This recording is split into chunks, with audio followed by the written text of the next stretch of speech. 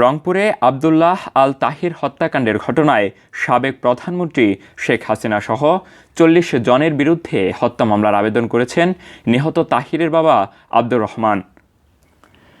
রোববার দুপুরে Rangpur metropolitan chief আদালতে মামলার আবেদন করেন বাদীর আইনজীবী এএসএম মাহমুদুল হক সেলিম।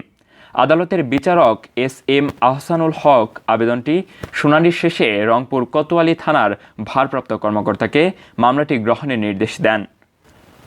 প্রাপ্ত তথ্যমতে নিহত আবদুল্লাহ আল তাহির ঢাকায় একটি বেসরকারি চাকরি করতেন এবং ছুটিতে বাড়িতে এসেছিলেন।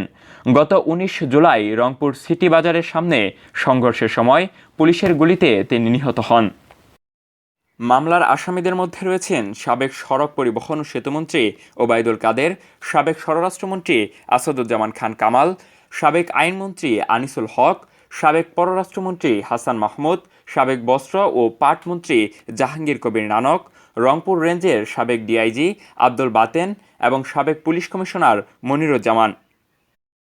বাদী আব্দুর রহমান বলেন, আমার ছেলে নিরপরাধ ছিল।